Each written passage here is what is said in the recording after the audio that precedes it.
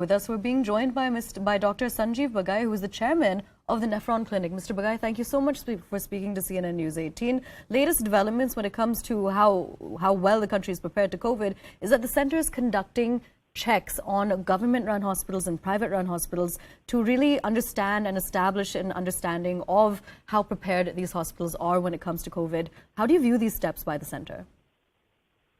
Hi, good morning. So I think these are steps of being future ready. It's a process of being prepared, establishing protocols which were already there, but it is just to reinforce the systems and processes are in place. The manpower allocation, the resource allocation, the oxygen supply, the bed strength allocation, the mix of beds versus ICU beds and general ward beds.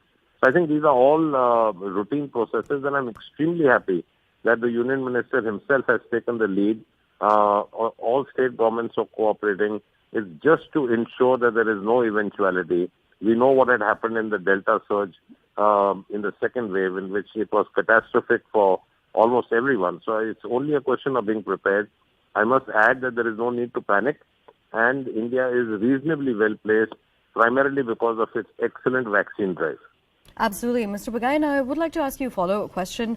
Earlier today, we received information about how doctors had met with the health minister and were urging him, saying that there should be a second booster dose that should be allowed now. How do you view that? Do you think that's really feasible, considering there's such a large amount of the population that's yet to take the precautionary dose? Yeah, so a lot of the healthcare workers, frontline workers have received initially the 3 vaccines. Which is the 2 of the primary series and third, which we call as the booster. The real question now is, it's been a year since the booster. So I think obviously a follow-up dose is required. Medically, the question is it worthwhile giving the vaccine which was built for the original strain, or we give what we now is available and we have is the intranasal vaccine, which will be quicker, faster, and it gives a much better nasal protection and lung protection from a memory recall. So I would actually go in for intranasal vaccine.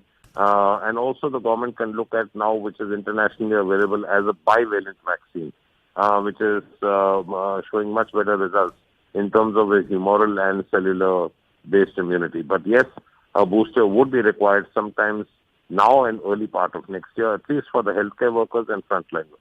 Absolutely. And Dr. Bagai, you know, over the last few waves of COVID, what we saw was that the black market was exploding when it came to the supply of oxygen, when it came to the supply of medication. That was an alarming angle that really came out when it came to how India was dealing with COVID. Do you think we're better prepared? Do you think we will ever go through a similar situation?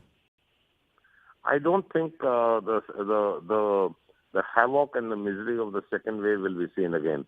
That was an unforeseen event.